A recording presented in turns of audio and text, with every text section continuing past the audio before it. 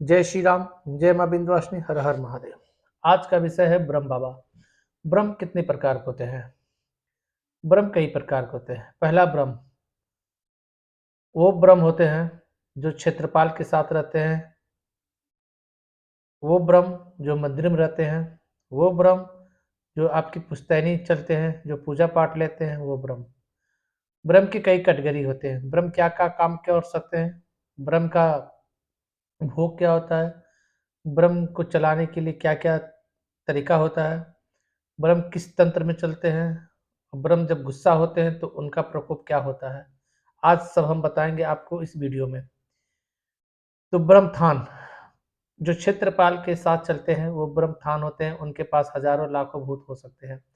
जैसा क्षेत्र वैसा भूत, क्योंकि मरने के बाद सारी जो भूतें हैं वो ब्रह्मथान के पास चली जाती हैं। जो इंसान मर जाता है एक्सीडेंट में या उस क्षेत्र में, जो उस क्षेत्र का मालिक होता है वो ब्रह्मथान होते हैं। वो ब्रह्मथान में ही सारा भूत लगता है।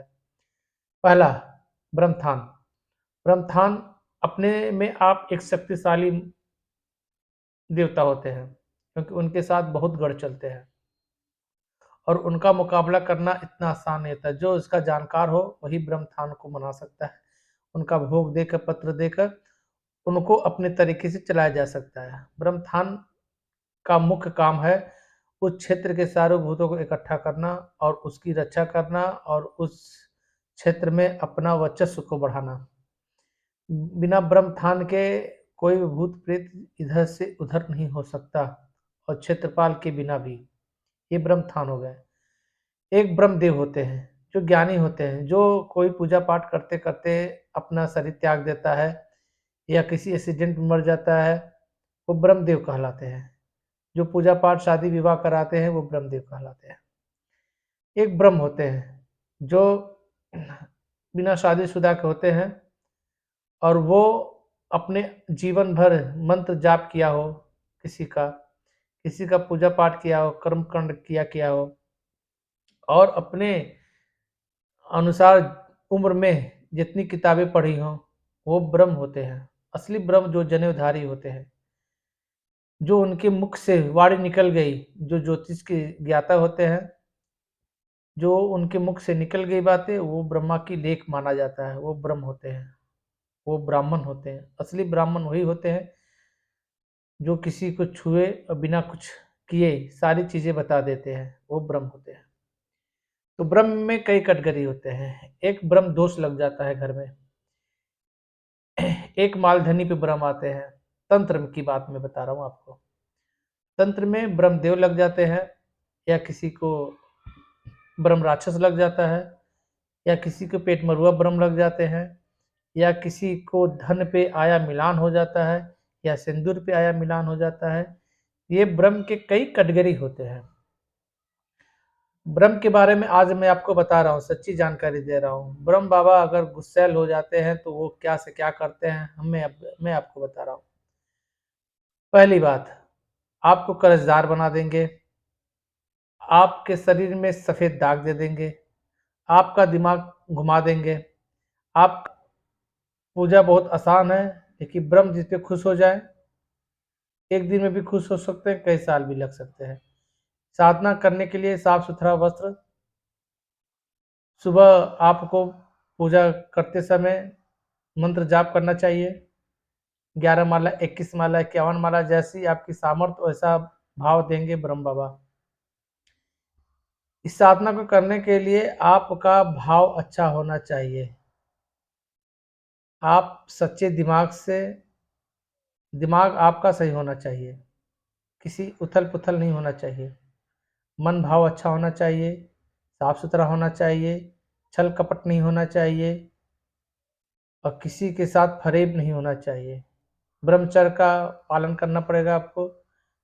इस साधना करने के लिए एक संकल्प होना चाहिए कि ब्रह्म बाबा हम इतने दिन से इतना दिन तक आपकी साधना करेंगे। साधना पूर्ण हो जाएगी, आप गुरु के सानिध्य में करें। ये ब्रह्म बाबा का प्रकोप, अगर आपने गलत कर दिया तो आपको ब्रह्म बाबा छोड़ेंगे नहीं, क्योंकि इनका दो धारी तलवार होता है। अच्छा किए तो भी अच्छा है, बुरा किए तो भी बुरा है। अच्छा करने का मतलब ये है कि आपको इनके नियमतः होना पड़ेगा। अगर इनके विरुद्ध आप गए तो आपको छोड़ेंगे नहीं। साधना बहुत कठिन होती है। इस साधना को करने के लिए कम से कम आपको एक अच्छे गुरु की तलाश करना पड़ेगा। इनकी साधना 11 दिन की भी होती है, 21 दिन की भी होती है, 41 दिन के लिए भी होती है, 90 दिन के लिए भी होती है, 1 साल के लिए भी होती है। और ये ब्रह्म बाबा अगर रूठ जाए तो क्या करते हैं? ब्रह्म बाबा रूठ जाए तो बहुत कुछ कर देंगे, आपके शरीर से नुकसान पहुंचा देंगे, आने वाला वंश भी खत्म कर देते हैं। और रही बात, इनको मनाने के लिए एक साधक और या एक तांत्रिक ऐसा होना चाहिए जो ब्रह्म बाबा का साधक हो, या हनुमान जी की साधक, या दुर्गा जी का साधक होना चाहिए। अन्यथा ये किसी से जल्दी मानते नहीं हैं। मनाने के लिए आपको, अगर कोई ब्रह्म गुस्से में है तो मनाने के लिए आपको हाथ पैर जोड़ना पड़ेगा। अगर ब्रह्म गुस्सा है और आप भी गुस्सा हो गए तो नुकसान तो ब्रह्म तो कर देंगे आपको। इसीलिए ब्रह्म को मनाने के लिए कलेजा चाहिए, क्योंकि ब्रह्म होते हैं गरम। उस गरम में अगर आप भी गरम होंगे तो नुकसान आपका ही होगा। जितना हो सके ब्रह्म बाबा से हाथ पैर जोड़ लीजिए, नहीं तो दोष आपको भी लगेगा, और जो उस घर में सदस्य आपसे काम करवा रहा है तंत्र से हटवाने के लिए ब्रह्म बाबा को, तो दोष उनको भी लगेगा। क्योंकि ब्रह्म बाबा जान भी ले लेते हैं, और धन पे आए हैं तो धन माल भी ले लेते हैं। तो इसी कारण हम कह रहे हैं कि ब्रह्म को मनाने के लिए आप हाथ पैर जोड़ लीजिए। आपसे नहीं मानते हैं तो दूसरा कोई उनसे मना ले। जैसे हरसू ब्रह्म बाबा से वहाँ मान जाएंगे। अगर आपके क्षेत्र में कोई ब्रह्म बाबा ऐसे हैं जो जागृत हों, वहाँ पे जाने पे मान जाएंगे। ब्रह्म के दोष क्या क्या है, ब्रह्म के क्या क्या उनके कार्य होते हैं? जो ब्रह्म किसी के घर में लगते हैं या किसी के शरीर पे लगते हैं, उनको लक्षण बहुत कुछ होते हैं। जैसे कि मान लीजिए आप नौकरी कर रहे हैं, आपकी नौकरी लग गई है और वो नौकरी 1 महीने भी ना चली, और आप जो है बीमार पड़ के घर पे आ गए, नौकरी छूट गई, आपकी शादी नहीं हो रही है, आपके बच्चे खंडित हो जा रहे हैं, और किसी न किसी की कर्जदार हो जा रहे हैं, किसी से लड़ाई हो रही है, झगड़ा हो रहा है, तो ये ब्रह्म होते हैं। इनके साथ चलने वाले जो साथ में अगर गढ़ लग गया, वो गढ़ आपको नुकसान पहुंचाते हैं।